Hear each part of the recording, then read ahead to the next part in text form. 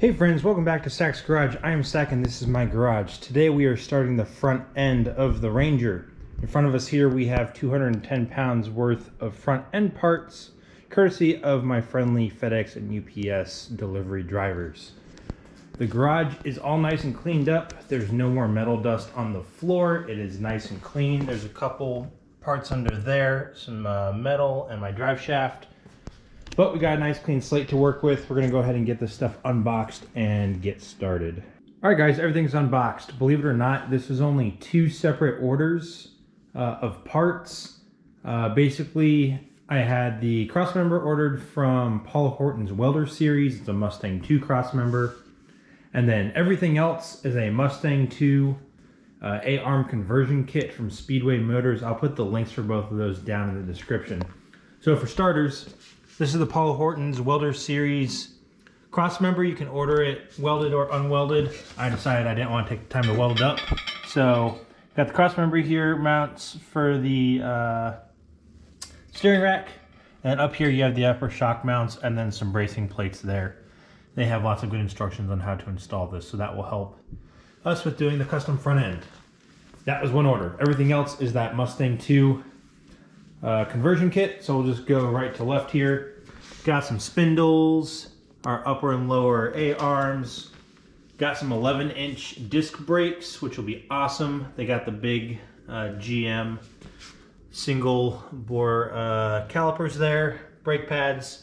Those are the brackets and hardware to convert the spindles over to disc brake. Got a manual steering rack. Big thing here to take note of is the A-arms plus the steering rack are about 1.5 inches shorter than a stock Mustang 2. That was a really important distinction for this. All of this is all of our hardware. We got nuts, bolts, dust caps, bearings, brake lines, all this different stuff to help put this all together. And then finally, got some QA1 single adjustable coilovers. You can see that they only have the one knob there for adjustment, and then we've got our springs here. You can see they're pretty small to fit between those A-arms, and I think I got 600-pound springs to go up front. You can read that. Yep, 600 pound. So that is all the parts for the front end that we ordered. We're gonna go ahead and start pulling apart the front of the truck. All right guys, got the new ride height set. It looks a little bit goofy up front there because I can't actually push the wheel all the way in underneath the fender because the hub is so low to the ground that there's actually not enough clearance down here to actually push the wheel all the way in. So I think that will fit really, really nicely. There's just a little tiny gap right there. I've got my knife holding it upright since it wants to fall out. But that should give me plenty of room to turn the wheel, and it looks really good on the truck. It's just barely nose low. It's really hard to tell without stepping far back. And obviously the camera is only so revealing dimensionally, but I think that looks really good compared to how the truck used to sit. So we're gonna go ahead and lock that in, get it down on the jack stands, and start cutting away. All right, this is all prepped up, ready to get cut out. I removed the steering rack and disconnected the sway bar, whatever the heck that thing is down there, on both sides. We're gonna retain this cross member here. It's mostly there for the suspension to bolt to, but it's gonna be just behind where I cut. I'm cutting right here. You can see my line on this side. It's just flush with the firewall so that we have room to work here. And still retain that cross member for the integrity of the frames. So without further ado, we're gonna cut.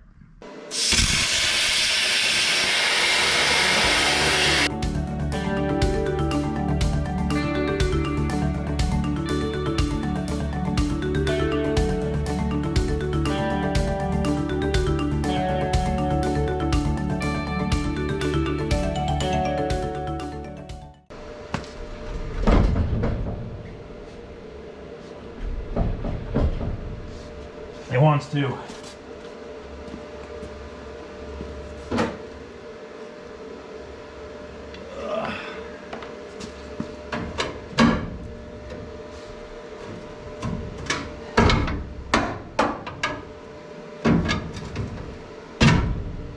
Ooh, there we go. That was some good movement. All right. Let's get this other side.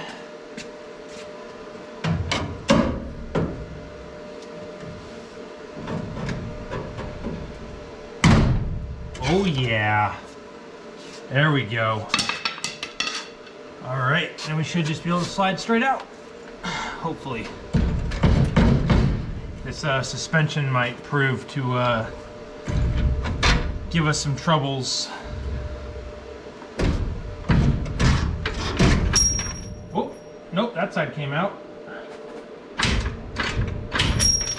Ooh, there we go. All right. Straight out, hopefully.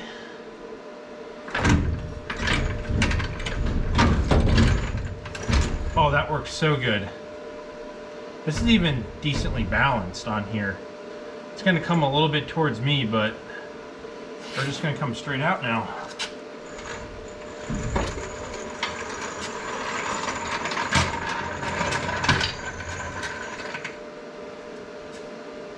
All right. And just like that, the entire front is dropped out on jack stands. Sorry for the shadows. It's getting to be later afternoon, so there's the whole front end of the truck now separated. You can see there, now we have a blank slate to work with. So, what we're gonna do here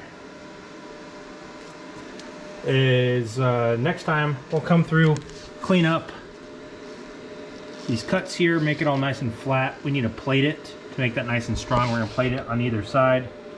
Highly recommend a plasma cutter if you're gonna be doing this kind of work. That would have taken probably 20 minutes aside with a little cutoff wheel. That's nice and clean there. So, other than that, plan.